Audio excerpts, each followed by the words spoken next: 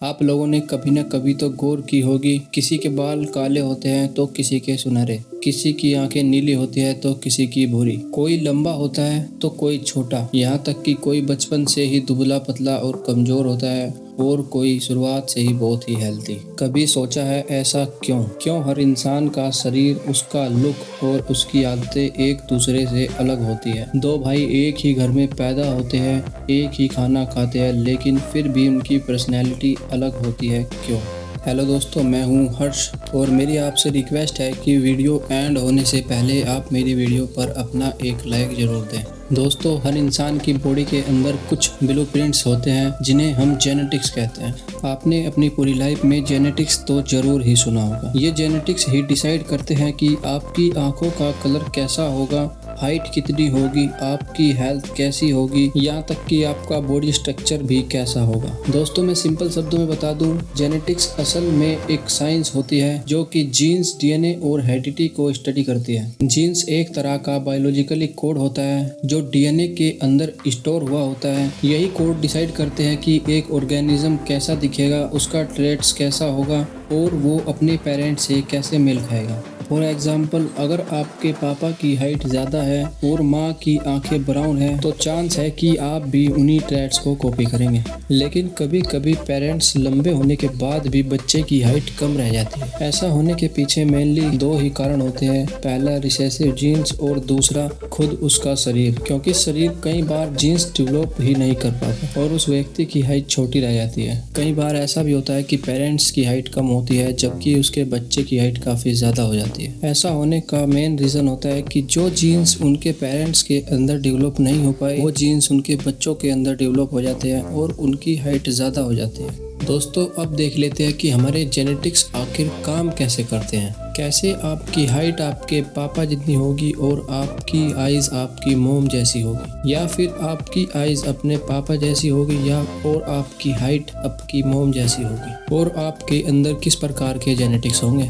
Genetics का सबसे पहला रूल समझाया था ग्रेगोर मेंडेल ने। ग्रेगोर मेंडेल ऑस्ट्रेलिया में एक मोनेस्ट्री में काम करते थे जहाँ पर वो एक मोंक थे, यानी कि वो एक साधु थे और एक मठ में रहते थे। उन्हें पौधों से बहुत लगाव था। उन्होंने अपने मठ के बगीचे में कुछ मटर के पौधे भी लगा रखे थे जिन पर उन्होंने कई सालों तक एक्सपेरिमेंट्स भी किए थे।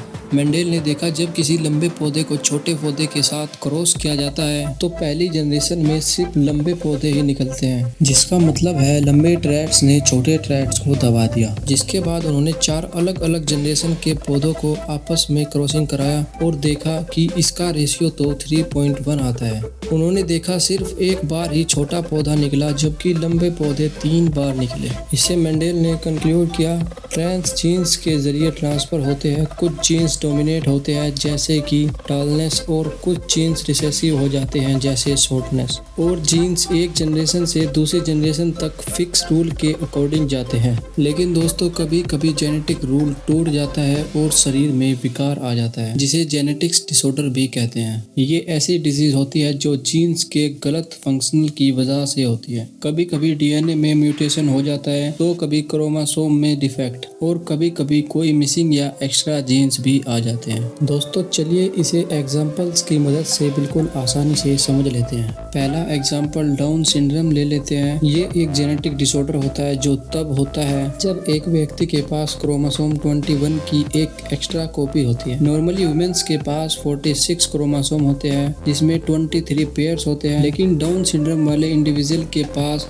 टोटल 47 क्रोमोसोम, जिससे उनके फिजिकल और मेंटल डेवलपमेंट पर इफेक्ट पड़ता है। सिम्टम्स में छोटी height, flat face, slant eyes, learning difficulties और हार्ट प्रॉब्लम शामिल हो सकती है। इस प्रकार के डिसऑर्डर्स यूजुअली बर्थ के टाइम होते हैं, लेकिन ज्यादातर केस में ये रैंडम क्रोमोसोम एरर की वजह से होते हैं। प्रॉपर मेडिकल केयर, थेरेपी और सपोर्टिव एजुकेशन से डाउन सिंड्रोम वाले लोग भी हैप्पी लाइफ जी सकते हैं। इसके अलावा भी 2 और एग्जाम्पल है जिसमें साइटेटिस फिब्रोरा, सिकल सेल एनीमिया भी शामिल है। अगर आप लोग यहाँ तक पहुँच चुके हैं तो आपके मन में सवाल होगा, या आपने इंटरनेट पर ऐसे ट्विंस देखे होंगे जिनके पैर तो सेम होते हैं लेकिन कमर और सिर अलग अलग होते हैं, तो उन लोगों में किस प्रकार के जेनेटिक्स डिसऑर्डर होंगे। दोस्तों, इस कंडीशन को कंजॉइंट ट्विंस कहते हैं। कंजॉइंट ट्विंस एक रेयर मेडिकल कंडीशन है।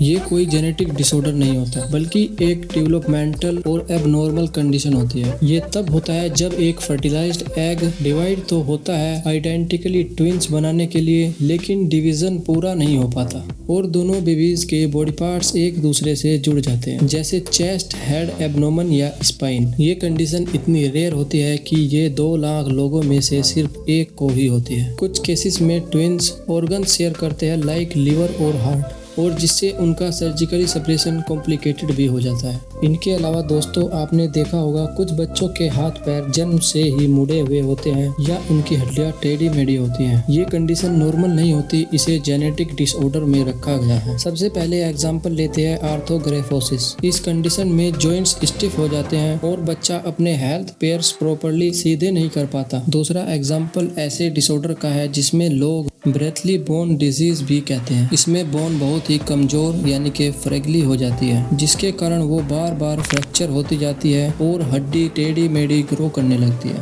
और स्ट्रक्चर बिगड़ जाता है। इसमें एक और कंडीशन है कंजेनिटल स्कोलियोसिस, जिसमें बच्चे की स्पाइन या रीढ़ की हड्डी पहले दिन से ही टेढ़ी होती है। दोस्तों, ये सारे डिसऑर्डर्स मेनली जीन्स के डिफेक्ट और डीएनए म्यूटेशन की वजह से होते हैं, जिसमें बोन्स और जॉइंट्स नॉर्मल तरीके से डेवलप नहीं कर पाते। लेकिन दोस्तों, प्रॉपर मेडिकली केयर, फिजियोथेरेपिस्ट और कभी कभी सर्जरी के थॉट्स इन प्रॉब्लम्स को कंट्रोल कर सकते हैं और अफेक्टेड बच्चे भी एक हेल्दी लाइफ जी सकते हैं। पर दोस्तों, चांस बहुत ही कम होते हैं। अब दोस्तों, जो लोग बोने होते हैं वे किस श्रेणी में? जिन लोगों की हाइट असामान्य रूप से बहुत छोटी रह जाती है वे अक्सर जेनेटिक डिसऑर्डर में ही आते हैं। इस कंडीशन में FGFR3 जीन्स म्यूटेशन हो जाता है। इसमें शरीर का ऊपर का पार्ट यानी कि टोर्सो लगभग नॉर्मल रहता है, लेकिन आर्म्स, लेग्स छोटे रह जाते हैं और कुल लंबाई लगभग 4 फीट तक ही रह जाती है। इसके अलावा कुछ केसेस में ग्रोथ हार्मोन डिफिशियंसी या गर्ल्स में ट्यूमर सिम्टम्स जैसी कंडीशन भी हाइट को कम कर देती है। नॉर्मली शॉर्ट हाइट और जेनेटिकली बोने में बस यह फर्क होता है कि बोना एक जेनेटिकली डिफेक्ट की वजह से होता है, जबकि नॉर्मल छोटे कद का कारण न्यूट्रिशन, लाइफस्टाइल या हार्मोन्स की कमी हो सकती है। तो दोस्तों, आज के लिए इतना ही। लेकिन जेनेटिक्स से जुड़ा अगर कोई क्वेश्चन रह गया हो या कोई टॉपिक छूट गया हो तो कमेंट में जरूर लिखें। मैं इसके लिए भी कोई एक वीडियो जरूर बना दूंगा। कोई छोटा क्वेश्चन होगा तो कमेंट में ही जवाब दे दूंगा। और जेनेटिक्स से जुड़ी आज की ये छोटी सी वीडियो अगर आपको अच्छी लगी है तो चैनल को सब्सक्राइब कीजिए और वीडियो पर अपना एक प्यारा सा लाइक जरूर दें।